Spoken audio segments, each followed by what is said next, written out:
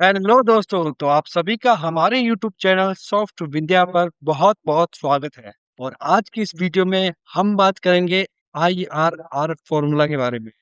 आप सभी को पता होगा कि IRR फॉर्मूला क्या होता है। सभी सोचते हैं कि भाई ये बहुत ही टिपिकल फॉर्मूला है, लेकिन ऐसा नहीं है। अब देखो IRR फॉर्मूला क्या होता है, इसे समझते हैं। सबसे पहले इसके नाम की बात करते हैं कि IRR फॉर्मूला क्या होता है।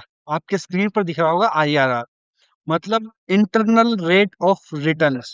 अब देखो, एक एक्सेल फॉर्मूला है जिसका उपयोग किसी इन्वेस्टमेंट या प्रोजेक्ट से मिलने वाली एनुअल रिटर्न की दर पता करने के लिए किया जाता है। अब देखो, इसको सिंपल वर्ड में मैं आपको बताता हूँ। आप बैंक में गए, ठीक है, आपने इन्वेस्टमेंट कर दिया, ठीक है, या फिर आपने छोटी सी एक दुकान खोली। आपने कहा मैं एक दुकान खोलता हूँ और उसमें 1 लाख रुपए इन्वेस्ट करता हूँ, ठीक है। पहले साल आपने उसके अंदर क्या हुआ, 1 लाख रुपए इन्वेस्ट किया। अब आप क्या देखोगे, 4-5 साल बाद आप सोचोगे कि मेरे को कितना पैसा मिला, ठीक है, कितने पैसे का मुनाफा हुआ।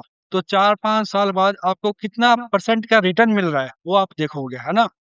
जैसे आप स्टॉक मार्केट में पैसा लगाते हो, म्यूचुअल फंड में पैसा लगाते हो, तो आप पहले क्या सोचते हो, आपके दिमाग में सबसे पहले क्या आता है। आपके दिमाग में यही आता है कि भाई मैं पैसा लगा रहा हूँ तो मेरे को कितना रिटर्न मिलेगा। 14% मिलेगा, 15% मिलेगा, 16% मिलेगा, 7% मिलेगा, है ना। तो वही है IRR फॉर्मूला। मतलब आप फ्यूचर की वैल्यू का पहले से अनुमान लगा रहे हो कि आपको इतना पैसा मिला है, इस हिसाब से आपको पैसा मिला है।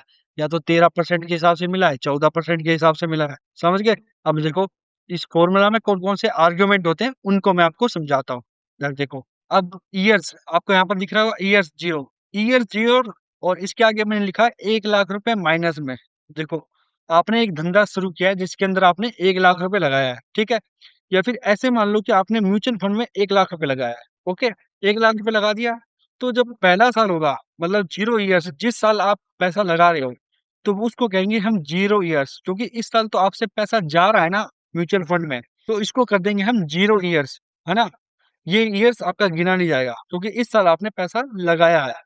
इसीलिए हमने 1 लाख के आगे माइनस का निशान लगाया, क्योंकि ये पैसे आपसे जा रहे हैं। ओके। और जब देखो, अब पहला साल आया, पहले साल आपको 30,000 रुपये रिटर्न मिला। कितना मिला? 30,000। दूसरी साल 35,000, तीसरी साल 40,000 और चौथे साल 30,000। अब आप चाहते हो कि भाई मैंने इस 4 साल में, 4 साल के अंदर, तो इस 4 साल का मैं वैल्यू कैलकुलेट करूं कि 4 साल में मेरे को कितने परसेंट का इंटरेस्ट मिला है ना। तो देखो, इसे कैसे कैलकुलेट करेगी, इसके लिए हम लगाएंगे IRR फॉर्मूला। सबसे पहले जहां पर भी आपको फॉर्मूला निकालना है वहां पर आपको क्लिक करो और फॉर्मूला बार के ऊपर क्लिक करो, फिर फाइनेंशियल फॉर्मूला पर, और उसके बाद नीचे स्क्रॉल करो, यहाँ दिख जाएगा आपको IRR फॉर्मूला। सिंपली इसके ऊपर क्लिक कर दो। आप देखो, एक टूल बॉक्स ओपन हो गया है। इसे हम कहते हैं इंसर्ट फंक्शन का एक डायलॉग बॉक्स ओपन हो गया है, ठीक है। यहाँ पर क्या करेंगे, हम वैल्यू सिलेक्ट करेंगे। और देखो, वैल्यू के आगे स्टार लगा हुआ है, मतलब यहाँ पर वैल्यू डालना जरूरी है और गैस के अंदर डालना जरूरी नहीं है। ओके। अब वैल्यू हम सिलेक्ट करते हैं। वैल्यू आप कहाँ से सिलेक्ट करनी है, ये 1 लाख से लेके 30,000 तक का, ये पूरा आपको डाटा सिलेक्ट कर लेना है। और गैस के अंदर आप कुछ भी डालोगे ना तो भी आपका आंसर आ जाएगा, क्योंकि गैस के अंदर आप देखोगे यहाँ ऑटोमेटिक 10% के हिसाब से यह वैल्यू कैलकुलेट कर लेता है। ओके। अब आपको इंसर्ट करना है। अब देखो, 13% आ गया है। 13% क्या है आपका, मतलब 4 साल में जो आपको पैसा मिला है ना, उसके ऊपर आपको 13% का ब्याज मिला है। समझ गए।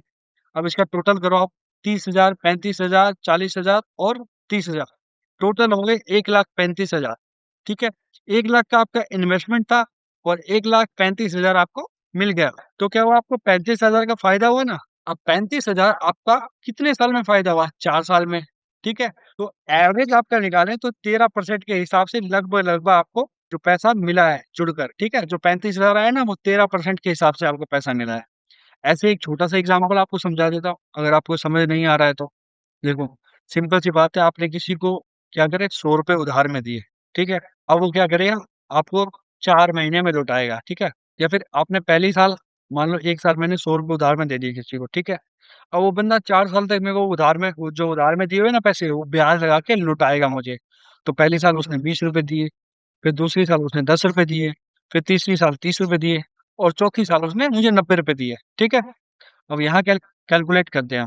कैलकुलेट करने के लिए फिर फाइनेंशियल फॉर्मूला पे क्लिक करो, नीचे करो, और IRR फॉर्मूला के ऊपर क्लिक करो, वैल्यू के ऊपर जाओ, वो सारी वैल्यू को सिलेक्ट करो और देन एंटर।